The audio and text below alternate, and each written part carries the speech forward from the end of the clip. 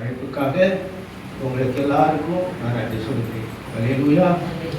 போன வாரத்தில் நான் கிளப்பிட்ட ஞாயிற்றுக்கிழமை சர்ச்சுக்கு வரலான்ட்டு சனிக்கிழமை காலையிலேயே நான் குளிச்சுட்டு மணி 8 மணிக்கெல்லாம் குளிச்சுட்டு கிளம்பிட்டேன். பக்கத்து வீட்டுக்காரங்க போலீஸ்காரங்க எங்கள் பொண்ணுக்கிட்ட சண்டை போட்டாங்க.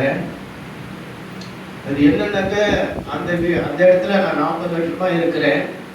அந்த 40 வருஷமும் அவங்களுக்கு நான் கீழ்ப்படிய மாட்டேன். அவங்க என்ன செஞ்சாலும் சரிதாங்கன்னு சொல்லிடுவேன் நான். அல்லேலூயா. என்னுடைய வீட்டுக்கு பக்கத்தில் கொண்டு வந்து கல் நட்டுவாங்க, அந்த காணிக்கையில் கொண்டு வந்து நடுவாங்க. நான் சொல்லுவேன், ஐயா நாங்கள் இப்போ கொஞ்ச காலம் தான் இருக்க போகிறோம், அந்த வீட்டை மட்டும் விட்டுருங்க, பாக்கிலாம் நீங்கள் ஆளுக்கு செய்யுங்கன்னு சொல்கிறோம். உடனே அந்த கல் அந்த இடத்துக்கே போயிடும். அல்லேலூயா. அவன் பேசுகிற பேச்சிலேயே தேவன் அதை நடத்துவார். எங்கள் பொண்ணு போய் அவங்க குப்பை கொட்டினாங்க, அதை போய் செல்லில் அவங்க எடுத்துட்டாங்க. அவங்க தகாத வார்த்தையை பேசிட்டாங்க. அதனால் எங்கள் பொண்ணு, நான் அங்கே போனேன், குளிச்சுட்டு அங்கே போனேன், என்ன சண்டை நடக்குதுன்னு போனேன். நான் போயிட்டு எங்கள் பொண்ணை பேசினேன், அம்மா கொஞ்ச நாளைக்கு இருக்க போகிறோம், அவங்கள்ட்ட போய் சண்டை போடாதம்மா, கொஞ்ச நாளைக்கு தேவனை நீ பற்றி கொண்டு ஜெபம் பண்ணு, எல்லாம் அவர் பார்த்து கொள்வார் நான் சொல்லிக்கிட்டே இருந்தேன். அதுனாட்டி எங்கள் மருமகன் எங்கள் பொண்ணை இந்த செருப்பு எடுத்து காட்டினாரு. அது இந்த கோபத்தில் போயிட்டு வீட்டில் போட்டு கூரை வீடு அந்த துயிலத்தில் போட்டு அந்த தாவணி போட்டு கழுத்தில் சுருக்கு போட்டுட்டாங்க. 2 கதையும் டாப்பா உள்ள டாப் போட்டாங்க, திறக்க முடியல. அப்புறமா ஒரு தட்டி இருந்தது, அந்த தட்டியை தூக்கி அந்த மருமகனை ஏற்றி அது உள்ளால விட்டு, நீ போயிட்டு முதல்ல காலப்படி தூக்கடா, அப்புறமாக அது கொஞ்சம் பார்த்துக்கலான்னு சொன்னேன். அது ஒரு வாட்டி அவன் இறக்கி போர்த்தாட்டி அது எல்லாம் முடுங்கி போன மாதிரி ஆயிடுச்சு, தொங்கி போச்சு. கை கால்லாம் ரொம்ப பலவனமாக சும்மா ஒரு அப்படியே பாடி மாதிரி தான் இருந்தது. அப்புறம் உடனே ஆட்டோவை கூப்பிட்டு வர சொன்னேன். ஆட்டோவை கூப்பிட்டாங்க. ஆட்டோவில் பிள்ளையை தூக்கி வைக்க முடியல. அப்புறம் 4 பேராக கூட்டி தூக்கி வச்சோம். அப்புறம் ஆஸ்பத்திரியில் நின்று ஐயாவுக்கு ஃபோன் போட்டேன். ஐயா இதுமாரி ஆயிடுச்சு, சோகம் பண்ணுங்க, கத்தருக்கு சித்தம் பார்க்கனா அது சீவல் வரும் அப்படின்னு சொல்லி ஐயாவுக்கு ஃபோன் போட்டாங்க. அந்த நேரத்துலையும் ஒரு 1/2 மணி நேரம் வச்சுக்கோங்க, கண்ணை முடிச்சு பார்த்தாங்க. ஒரு 1/2 மணி நேரம் சென்று கண்ணை முடிச்சு பார்த்தது. அப்புறம் ஒரு குளுக்கோஸ் ஏற்றினாங்க. அப்புறம் கடலூருக்கு அனுப்பி விட்டாங்க. ஒரு 35 கிலோமீட்டர் கடலூருக்கு போனோம். அங்கே போயிட்டு அப்புறம் சரியா அந்த தொண்டைக்கடையெல்லாம் நெருங்கி போச்சு, இந்த இடத்துல நெருங்கி போச்சு.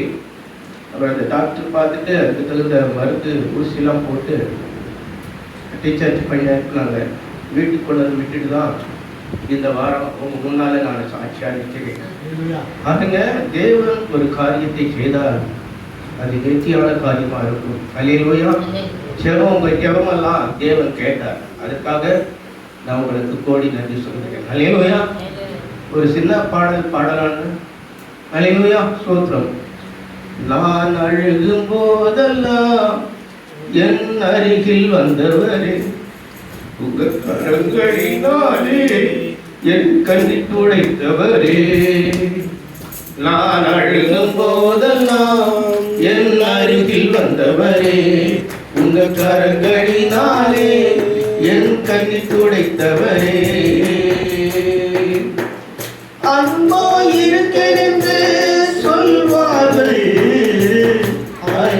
விட்டு விட்டு சொல்வார்கள். அன்பா இருக்கிறென்று சொல்வார்கள், அலட்சியமாய் விட்டு தருவார்கள். அன்பை தருவதோ நீதானையா, அன்பை தருவதோ நீதானையா, உம்மையது எனக்கு யாரையா,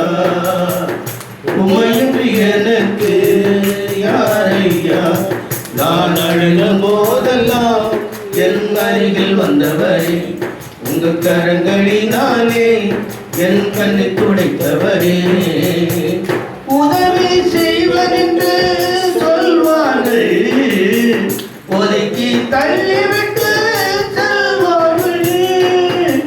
உதவி செய்வதென்று சொல்வார்கள், ஒதுக்கி தள்ளிவிட்டு செல்வார்கள். உதவி செய்பவரோ நீரானையா, உதவி செய்பவரோ நீரானையா.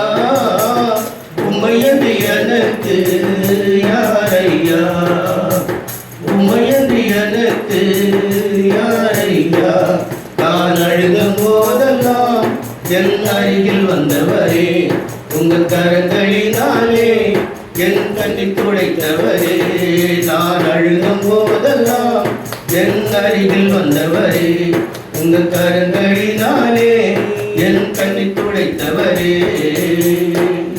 சோத்திரம். கர்த்தர் உங்களை ஆசீர்வதிப்பாராக. ஹல்லேலூயா.